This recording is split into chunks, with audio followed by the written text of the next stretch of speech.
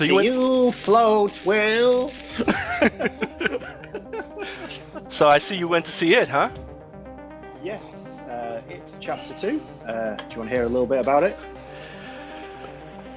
Yeah, let's...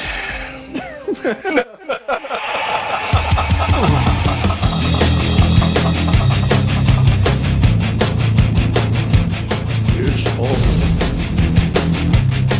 Marchese and Buller. It's all with Marchese and Buller.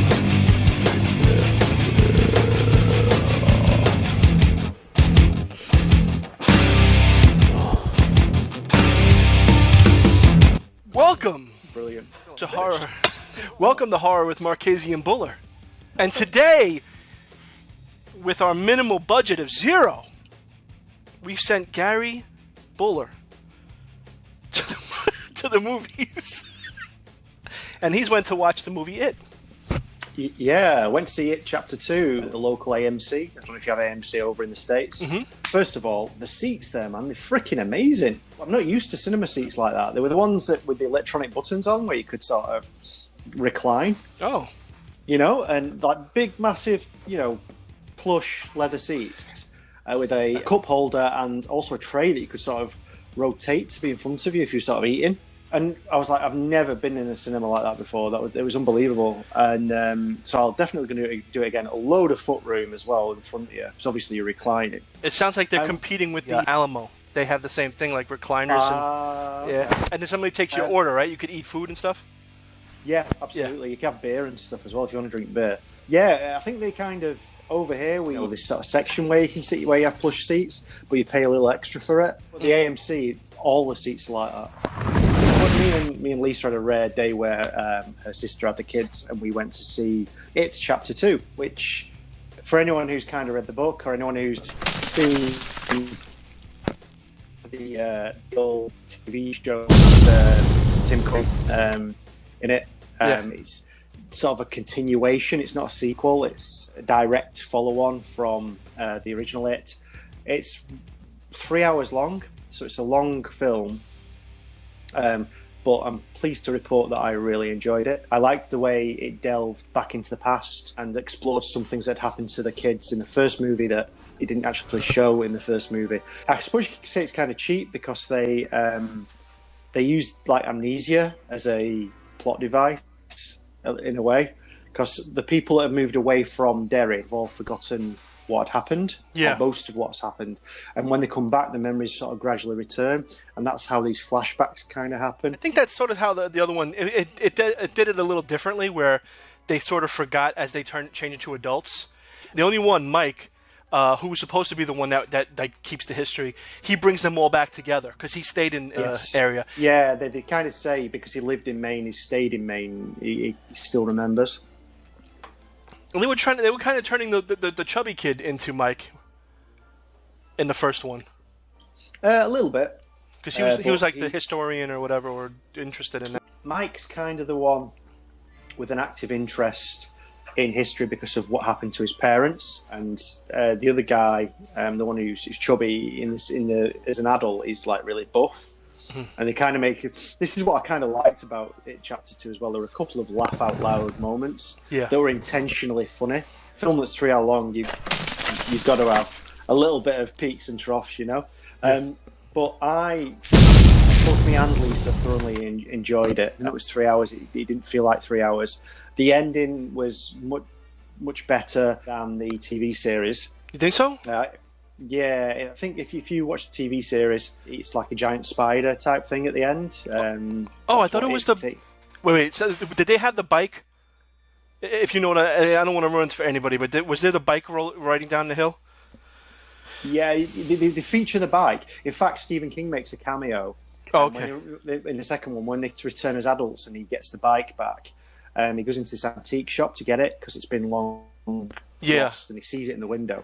And the guy in the the antique shop is Stephen King. Oh. And there's a few sort of jokes between them, like Stephen King comments that the guy that picks it up is it Ben, the guy who's now a writer, and he starts saying, oh, you're that Flash world famous author, aren't you? Stephen King says this to this other guy. Yeah. And he's like, yeah. And he said, but your endings are a little. You know what's funny? And he's probably joking about the ending to the original book, It. Does he roll down the hill with the wife? No. Okay, so that's. I mean, I guess that's not really ruining it. It was such a a plain ending. I liked it because I like those kind of endings. I don't like it when it's you have the really spectacular thing and then you calm the person down into the ending. But I like the ending. Yeah. And it's cool, I guess, that they had the bike scene. Yeah, I thought the ending to chapter 2 was really good. It was heartwarming. It was a little sad, but it was very Stand By Me. It was kind of like, I like the way that it is portrayed at the very end as well. He takes on a slightly different form. It brings in more about the Indian rituals, the Native American rituals that were in the book and things like that. But yeah, it's a very good film. I'd give it 4 out of 5. Gary's? Oh, I know it's funny. You said that the ending, they show what happens to the It Clown. That tunnel or the sewer pipe or whatever, it actually makes another appearance in a later book called Dreamcatchers. Yes, same universe. When we're taking Duddits to the to defeat the evil or whatever, and in the movie it's an alien. Yeah. Well, it is aliens, but in the movie it turns into this epic alien battle, which is not what happens. It links back to another character as well in the Dark Tower. One of the creatures is very similar to Pennywise. That kind of happens in the same universe as well. And here's the question everybody wants to know: did they mention anything about the orgy? No. Not at all. Didn't even come close. Did the spider at least make an appearance somewhere in this second? It's kind of. The final form at the end is arachnid-like. Yeah, they did that in the first one too. But it was better than the first one. It was the first one.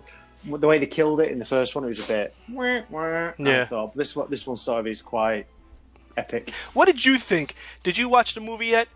Are you waiting till it comes out on cable? Are you just gonna go and read the book again? Are you gonna watch the old movie? The book is amazing. Much better. The book is absolutely blooming brilliant. Yeah. Have you read the book and then watched the film, or? Oh, I've read the book a long time ago. I want to read it again. I have it somewhere in my attic on the other side, but I got the hardcover. Yeah, it is. It's one of the first Stephen King books I read. I think it was It, and then it was Misery. Oh, and I read them when I was about 10 or 12 or something. So yeah, I've got quite a fond memories, I suppose, of reading those books. My first one was Pet Sematary.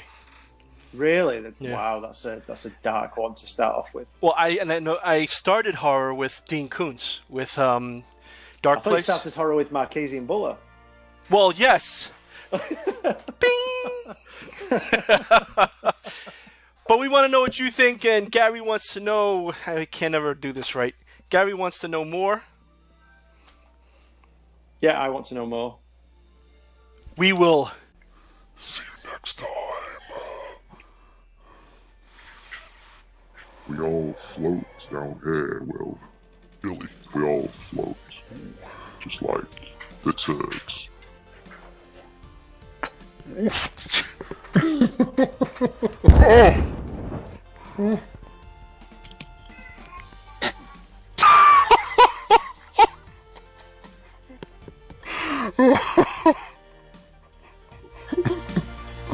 Christ.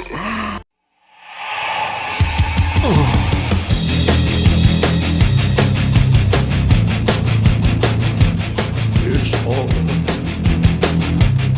Marchese and Buller. It's all with Marchese and Buller.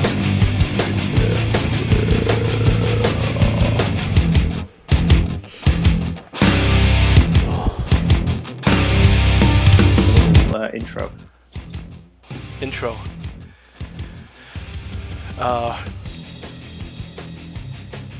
So you float, Will? Right. Welcome. So what did you think? Did you have you? Wait. What did you think out there? 19 people that look at us. Maybe when you're watching this, it's not 19, but right now it's 19. Welcome Brilliant. to horror. Whoa. Save the brilliance for till I'm finished. Now you may say brilliant, Gary. Brilliant. Ooh. Kind of like, what's heartwarming, I suppose. Nice. And the only one, I forgot his name, the black guy. Mike. The only one, Mike. Like 4 out of 5 Gary's? turds. Oh, well, that's not so great then. No, it's very good if you like turds. If you like. Well, Gary wants to know more. Yeah, I want to know more. Vote. It's easy. There's gonna be so many freezing. Every time your picture freezes, I put this ice block come up and. I saw that in the last one. Yeah, very good, very good.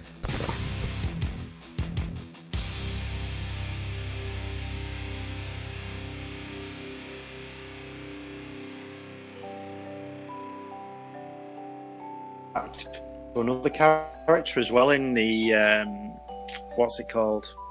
The Western series that he wrote. What was that called? It's on the tip of my tongue. The Dark Tower. Yes. So in the Dark Tower, one of the creatures is very similar to.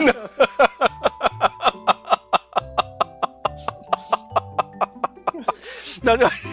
There's a reason why I've been doing this echo thing. They added this echo thing to the editor. Okay. So it echoes what's on the actual clip, but it doesn't keep doing it like after. So by continuing that, it's going to sound like it's just going right through the song. Happens in the same universe as well. I read quite an interesting article actually about how Mary Poppins is the same sort of creature as it. What? Yeah. Google a video or something. It's really interesting. It's how she comes back every 20-something years, and attack and sort of visits the kids. The kids as adults. The second time round, and how they can she can create these weird worlds and stuff and manipulate reality just like Pennywise can. And it was really interesting. It was like 10 points that it is true. It sort of lines up really well. Obviously, it's hogwash, but it's interesting. Yeah.